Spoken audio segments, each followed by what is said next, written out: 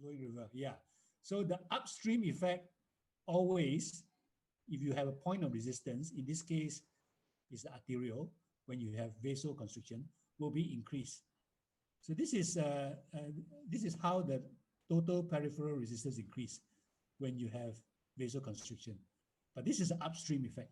But the question here in number 4 is the capillary hydrostatic pressure. This is a downstream beyond the arterial. So the downstream effect on the hydrostatic pressure in the capillary, which is beyond, further down from the arterial, should be, fill in the blanks.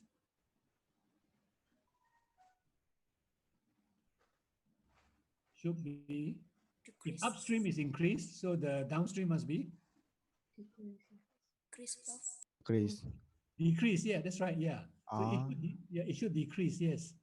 So, so the keyword there to know is capillary. We're not talking about the arterial pressure, the one before the arterial. So in terms of the capillary hydrostatic pressure, it's actually decreased. Okay, yeah.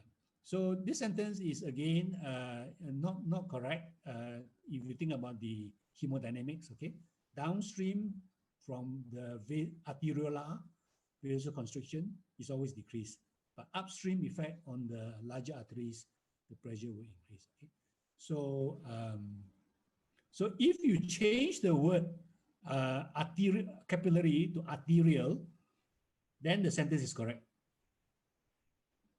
Okay, but if the sentence is capillary, then it's incorrect, because when you constrict the arterial, the capillary pressure downstream is actually decreased. Yeah. I hope you get the concept here. Yeah. Yeah, thank you and sorry before, bro. Oh, hi. No, don't apologize. Yeah. Thank you, right, Nafa? Good to meet you. I don't think I met you. Yeah, good. Yeah. Okay, great. Your camera is very clear, Nafa. That's good. Let's move to question 5. Yeah. Question 5 about baroreflex response.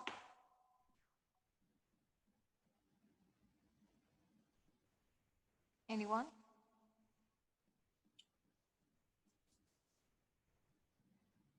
Yeah, somebody can respond by reading the question, and then we can tell us your opinion. Okay, maybe Ais can help us. Ais?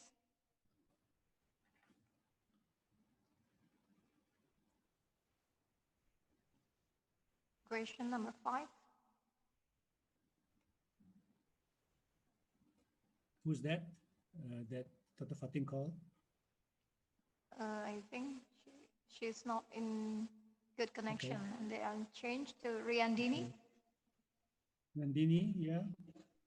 I see your name. Could you try answer the questions about baroreflex? Yeah.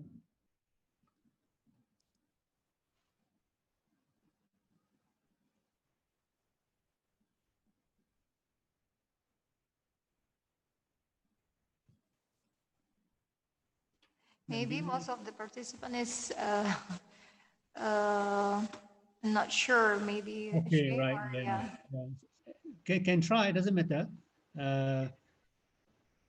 This is not an exam, so nothing will be penalized. Yeah.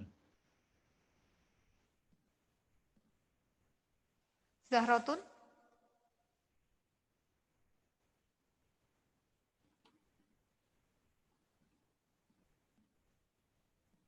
So didn't respond. Yeah. So I always enjoy small group tutorials. Of course, this is a virtual, so that I can, with 15, 20 students, I can have more interaction. And of course, maybe in the next webinar. Yeah. Because interactive discussion. Yes.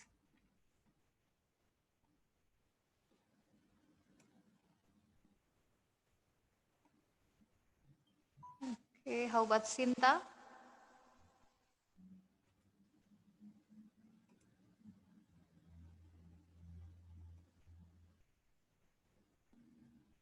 Sinta, are you there? Sinta? Maybe we can go back to Pamungkas. Adit. Right, Pamungkas, yes. Yes, thank you, Dr. Fatin. Number 5, during a baroreflex response in hypovolemia, but the heart rate and stroke volume will increase above normal. I think incorrect because the baroreflex response activates the renin-angiotensin-aldosterone system, the secretion of the antidiuretic hormone, and then the activation of the sympathetic nervous system, which will increase the heart rate and stroke volume to normal, not above normal. Okay, so Pamungkas, you think the sentence is wrong? Yes, wrong. Because uh, increase to the normal, not Okay. above normal. Okay, what about the heart rate? There are two parts to the question. Is the heart rate always above normal? If you read the sentence. To hemostasis, the heart rate more fast, bro. Sorry? More fast because to hemostasis. More what? Sorry, I didn't hear you the second word. The heart rate is more fast. Okay. Because to compensation of hemostasis. Okay. Yeah. So so this sentence has two parts. Normally, in your multiple choice, we normally just ask one parameter, but because this is for discussion, we want to integrate two parameters into one sentence in order to challenge the students a little bit to think about integrated homeostatic response. Okay, so if you have a hypovolemia, the response is obviously to try to normalize the blood pressure because your blood volume has dropped. So and obviously that involves the baroreflex that detects the drop in the blood pressure.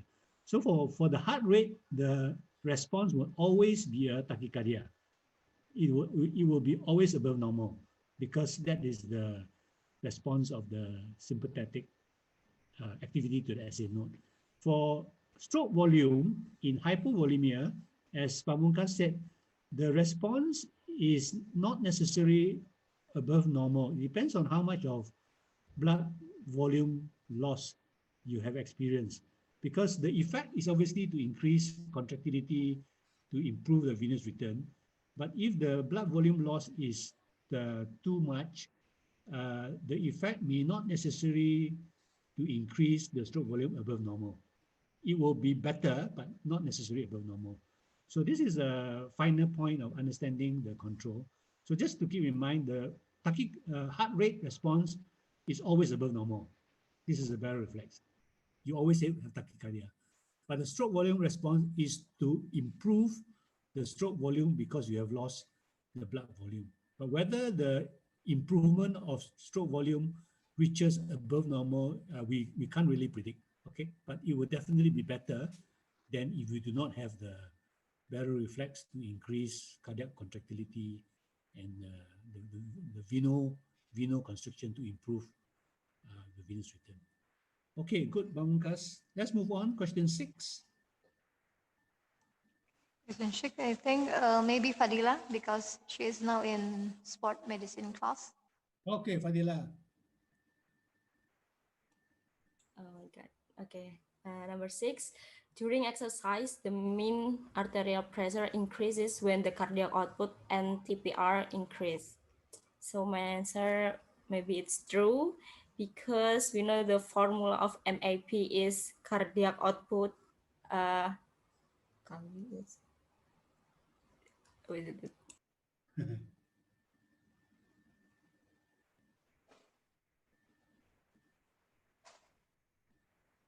Times. Kali times. Can you give me 1 second? Sure.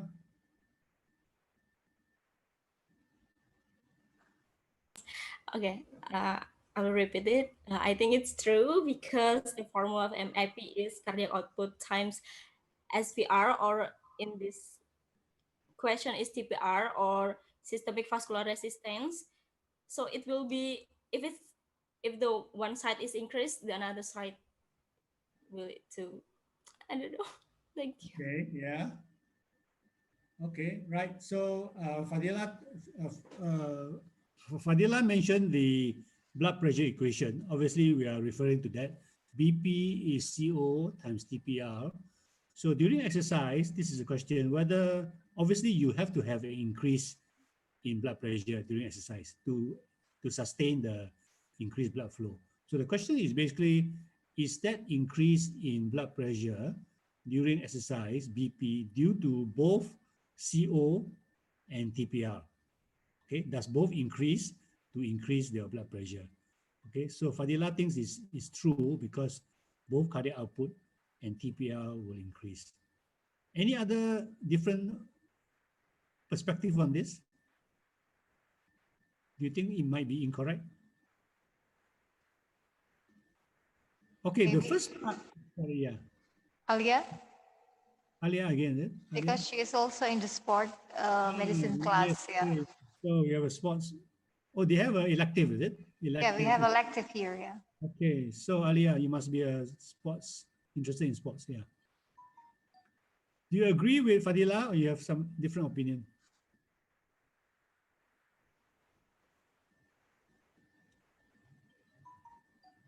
Yeah, I think it's true. It's because during the exercise, the blood pressure will be increased. So it means that the cardiac output will be increased too, and so the TPR will be increased too. Yeah, okay, let's just summarize. Now, for again, this is a two parameter question, which is normally, as I said, in most of your tests or quiz, we only ask one parameter because the medical education say you should never ask more than two parameters in one sentence. But this is for discussion. It's always useful.